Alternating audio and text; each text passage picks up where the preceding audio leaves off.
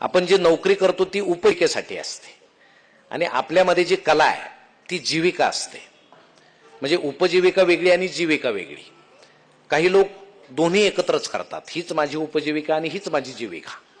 मग त्यांचे चेहरे पाहिले की नुकतेच असे राजस्थानातून आता वाळवंटातून आलेले आहेत असा भास होतो, अत्यंत कोरडे. म्हणजे ऑफिसात बॉस असणं ठीक आहे, ते बॉसगिरी आपण ऑफिसातच ठेवून घरामध्ये कुटुंब वत्सल म्हणून आलं पाहिजे, किंवा कुटुंबामध्ये कुटुंब वत्सल असलं तर ऑफिसात जाताना आपण बॉस म्हणून गेलं पाहिजे. या दोन्ही तिन्ही रूपात जो जगतो तो आनंदानं जगतो. पण काही माणसं एकाच रूपात जगतात, त्यांना किती प्रॉब्लेम येतो माहित नाही, त्यांच्यामुळे अनेकांना प्रॉब्लेम येतो. ही वस्तुस्थिती आहे की त्यांचं वागणं. आता कुटुंबामध्ये सेवानिवृत्त माणूस, आत्ता खान साहेबांनी सांगितलं, खूप बारकाईनं त्यांनी अभ्यास केला. तुम्ही रिटायर आहेत का खान साहेब? कारण मला अनेकदा तुम्हीच अनुभवाचं बोलतं की काय असं पुन्हा पुन्हा वाटायला लागलं. परंतु हा जो निसर्ग आहे ना, हे जे करतो ते आपल्या फायद्यासाठी करत असतो. म्हणजे रिटायर होत गेलं, वय होत गेल्यावर आपल्याला ऐकायला कमी येतं याची तक्रार तुम्ही करू नका. ती निसर्गानं केलेली सोय आहे. कारण तुम्हाला ऐकण्यासारखं फार काही राहिलेलं नाहीये, म्हणून तुम्हाला ऐकू येत नाही ते चांगलं आहे. मुलगा आणि सून बोलते ना, फार कान देऊच नका. कान दिले की दुःखच तुमच्या पात्रात पडणार आहे, कारण ते तुमच्याविषयीच बोलणार आहे. आणि एकदा त्यांना म्हाताऱ्याची ऐकण्याची कॅपॅसिटी माहीत झाली की ते आज जाऊन बोलायचं कारण नाही, त्याच्या समोरही बोलतात. फक्त त्यांनी पाहिलं की चेहरा हसरा करायचा, काय नाही, तुमच्याविषयी आम्ही छान बोलतो. आपल्याला म्हातारपणी चांगलं दिसत नाही याचं दुःख बाळगण्याचं कारण नाही, कारण आपल्याला पाहण्यासारखं राहिलेलं नसतं जगामध्ये जे आपल्याला अपेक्षित आहे ते. म्हणून सकारात्मक भावनेने आपण खूप छान रिटायरमेंट नंतर सुद्धा जगू शकतो. हे मी रिटायरमेंट नंतर सांगतोय, अजय कुमारांना सांगत नाही, कारण त्यांच्यावर ही वेळ येणारच नाही. कारण काही माणसं असे असतात जे नोकरीच्या ठिकाणीही हवे असतात आणि कुटुंबातही हवे असतात, त्यातले ते आहेत. आणि काही माणसं दोन्ही ठिकाणी नकोशे असतात. ऑफिसात गेली की लोक म्हणतात हा घरीच बरा आहे, घरात आली की लोक म्हणतात ऑफिसातच बरा आहे, समाजात फिरले तर लोक म्हणतात हा दोन्हीकडे कुठेतरी गुंतलेला बरा. म्हणजे आपलं नकोसं होणं हे फार वाईट आहे. सगळ्यात गोष्टी वाईट कोणती गोष्ट? आपण इतरांना नकोसं होणं, आणि ते आपण जगतो म्हणून तसं नकोसं होतं. परंतु ज्याच्यामध्ये कला आहे, कला ही आयुष्यामध्ये हरितद्रव्याचं काम करते.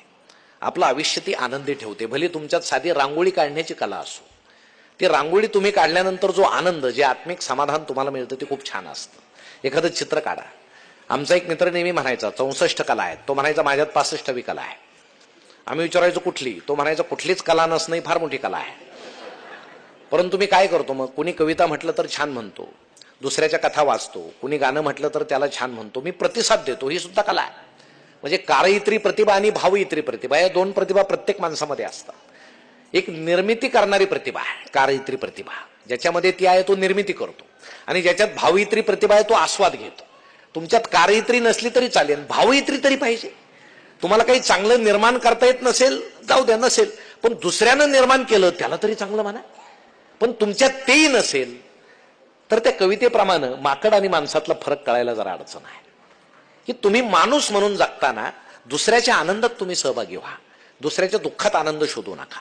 म्हणून मला वाटतं इतके वर्ष, जवळजवळ आता VIT मध्ये 37 वर्ष सेवा तुम्ही केली, आणि रिटायर होताना तुम्ही म्हणजे शरीरानंही तर दिसत नाहीच, पण मनानं सुद्धा अत्यंत तरुण आहात. आता सध्या नवीन पिढी रिटायर पर्यंत जाते की नाही हा फार मोठा प्रश्न आहे. कारण सगळं सेंद्रिय खत जायनाच आपल्या पोटात, सगळं रासायनिकच जाते. त्यामुळे इथून पुढे रिटायरमेंटचे कार्यक्रम कमी होतील. लोक म्हणतील रिटायर होण्याच्या आधी 4 वर्ष ते गेले बुवा. कारण मला वाटतं यमच ती जबाबदारी प्रमुख पाहुणे म्हणून स्वीकारण्याची दाट शक्यता आहे. त्यामुळे जोपर्यंत आनंदी आहे तोपर्यंत तरी आनंदी राहा. असे जागा की शेवटी तरी गर्दी झाली पाहिजे आपल्याला. तुम्ही पाहायला नसाल तर घरचे म्हणतील अरे खरंच चांगले होते, आम्हाला समजलं नाही इतके दिवस. पण शेवटी सुद्धा 4 माणसं मिळू नये ही फार वाईट गोष्ट आहे. की आपल्याला खांदा द्यायला सुद्धा जर कोणी नकार देत असेल तर आपण जगलोच नाही असं समजायला हरकत नाही. म्हणून हे जगणं अतिशय सुंदर आहे. पालवे सरांनी सांगितल्याप्रमाणे अतिशय छान आहे. टागोरांनी 65 नंतर चित्रकला सुरू केली. मला वाटतं ही जी कला आहे की अजय कुमार म्हटले की मी रिटायरमेंट नंतर लिहिणार आहे, सगळ्यात सुंदर गोष्ट आहे की तुम्ही व्यक्त व्हा, तुम्ही लिहा. वाचतंय कोण, किती वाचणारे आहेत, त्याचा प्रतिसाद काय होतो हे महत्वाचं नाही, आपलं आत्मिक समाधान व्यक्त होण्यामध्ये आहे. म्हणून आता सगळे व्यक्त होतात. व्यक्त झाल्यावर तुम्हाला किती बरं वाटतं. रात्री 1ला उठून काही बेचैन असतात, ते व्हॉट्सअपवर व्यक्त होतात, किती बरं वाटतं त्यांना. ते लगेच झोपतात आणि वाचणारे अस्वस्थ होतात.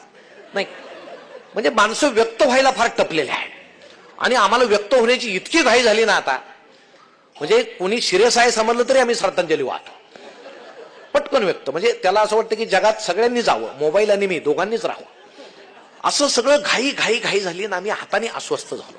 म्हणून तुम्हाला जर स्वस्थता लाभायची असेल तर पारंपरिक लोकांनी ज्या रूढी परंपरा घालून दिलेल्या आहेत, ज्या कला आहेत, त्याचा आधार घ्या.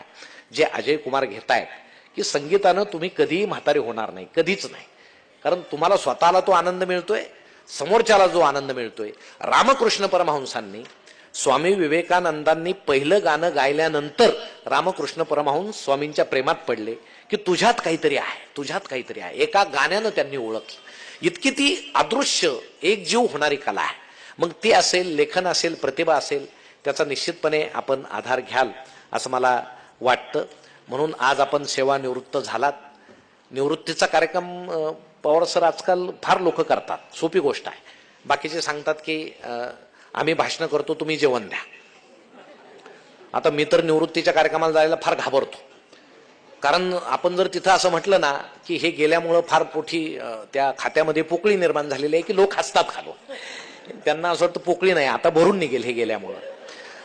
परंतु आपल्याला मी पहिल्यापासून पाहतोय की टेक्निकल गोष्टीमध्ये नोकरी करून सुद्धा आपण इतके छान आहात की आपल्या व्यक्तिमत्वाकडे पाहून, आणि मला वाटतं आपल्यात काही कला नसू द्या, आपल्याकडे पाहून निदान माणसाला बरं वाटलं पाहिजे, एवढं तर आपण करू शकतो. म्हणून पहाटे फिरताना सुद्धा आपण जरा सुहास्यवदनानं फिरा. अहो, काही माणसं पहाटे फिरताना पाहतो की जणू आता पाकिस्तान हल्ला करणार आहे आणि बॉम्बस्फोटाचा केंद्रबिंदू याचा चेहराच आहे. ते असं भयान अवस्थेत चाललेलं असतं की बाकीच्याला वाटतं कुठून याचा चेहरा पाहिला. म्हणून फार दुर्मुखलेल्या लोकांनी समाजात फार वावरू नये. वाटल्यास त्यांनी आरसा पाहावा, स्वतःचा चेहरा पाहावा. पण दुसऱ्याला तुम्ही कशाला त्रास देता? तुम्हाला आनंदी राहता येत नाही, दुसऱ्याला तरी दुःखी करू नका. म्हणून ही आनंद घेण्याची, आनंद देण्याची एक संकल्पना आहे. मला वाटतं अजय कुमार पवार यांनी कलेच्या माध्यमातून ती निर्माण केली. VRD मध्ये काय घडतं मामांनी सांगितलं. मला वाटतं प्रकाश धोत्रे सुद्धा आपले तिथंच आहेत की ड्युटी करून रात्री जाऊन शूटिंग करणारे अभिनेते की ते सुद्धा आज प्रसन्न असतात, कारण कलेचा आधार आहे. म्हणून मी जे सांगितलं की जीविका, उपजीविका म्हणून नोकरी करा, पण जीविका म्हणून कुठल्या तरी कलेचा आधार घ्या, माणसांचा आधार घ्या, ते निश्चितपणे चांगलं असतं. आणि खान साहेबांनी सांगितल्याप्रमाणे रिटायरमेंट नंतर ज्यावेळेस 2 वृद्ध बसले होते पारावर, एक दुसऱ्याला असं म्हटलं की माझी सून मला चहा देताना डोक्यावर पदरच घेत नाही, तर दुसरा म्हटला मला चहाच देत नाही. तुला पदराचं काय पडलंय? आनंद कशात शोधायचा हा फार वेगळा विषय आहे. म्हणजे आता तुम्ही कधी काळी